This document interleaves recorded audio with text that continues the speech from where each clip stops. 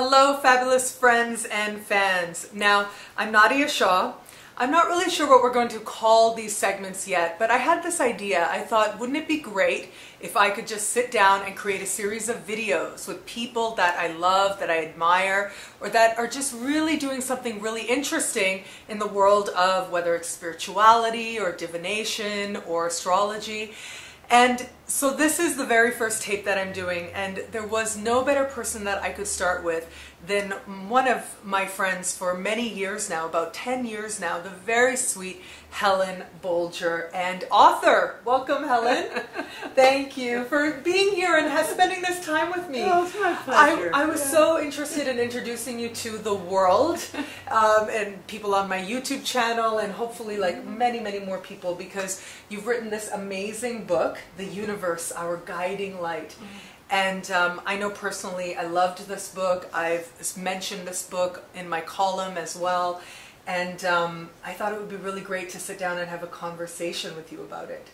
So tell me about the book. I know, one thing I know is that it was inspired. And so talk about that. What was that inspiration like in writing such an amazing book? Well, it was amazing to me because, you know, I've had psychic gifts manifest themselves all through my life in different departments, I guess you might say. But I had never done any writing. And when I first started to sit with my partner, George, he brought me in a lap pad and he said, "You're going to write." And my first thought was, yes, isn't that like a man putting a woman to work? But the thing is, the surprising thing is that I did write, but I started drawing at first. And I started to see different spirit forms around George when we were meditating. And so I started drawing them. And then the next thing I knew, I was just simply writing. And so that's how it just came to me like that. It was just natural. So when we sat for quite a while doing the writing, and we finally 10 at years, one point, right? Well, Yeah, 10 years doing the book actually, but before. And so this was the product. So the book is The Universe, Our Guiding Light.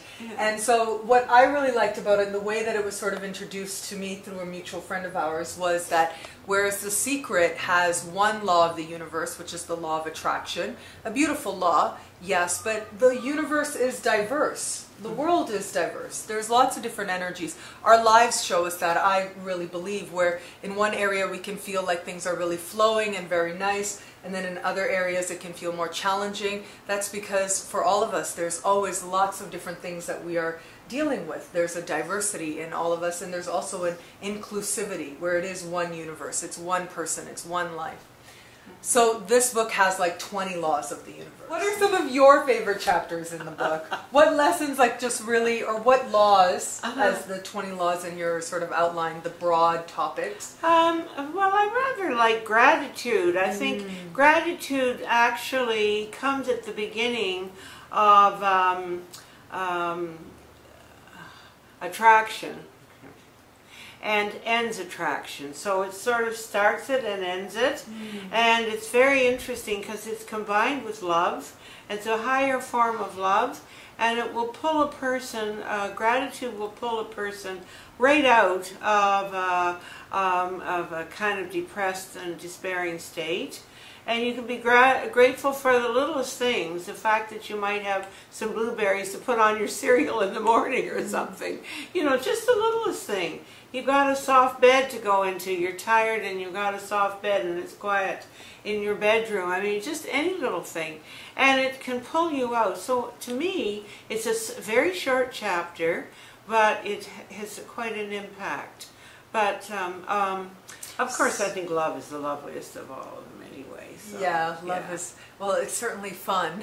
And it certainly gives you a lot of lessons, a lot of life lessons fall under love, that's for sure. Yeah. Well, let me ask you, because you mentioned depression, and I wanted to know, what do you think are some of the reasons that people go through depression? Because we're seeing that more and more. We're hearing that more and more. People on like medications for depressions seem to have been going through the roof. Why do you think that is, and what do you think some of the spiritual reasons are for depression? Well, I think they find life meaningless a lot of the time. And the world as it is, especially if you're going to a 9-to-5 job, lots of times you just think, well, what is this all about? I get up in the morning, I'm just like a little mouse on a treadmill. And so I feel there's a lot of reasons for depression, disappointment, you're not getting what you want in life, and that's a big one. And I feel that because people are so lost, they really don't have a good reason for living and a good meaning for life, you know, and there has to be a reason for living. So I think that has a lot to do with it. And so where do we find our reason for living? Like, I know that that's, you know, that's one of the quintessential sort of existential searches of our life, is to find our purpose, find our meaning. Read the book. Yes, well there you go, there's a great plug. The book should clarify things for you. Making sense of life was one of the things I wanted to call it. Yeah. That's sort of a little title that came to mind, Making Sense of Life, because it does make sense of This life. book, it was inspired, so it came as it's a message, really. And the only difference I think between with you and with probably another writer, whether they're writing a book on spirituality or nonfiction or a book, a fiction book, right, a novel, is that with you, you are aware that this is inspired. But I think that all writing and all art really comes from inspiration.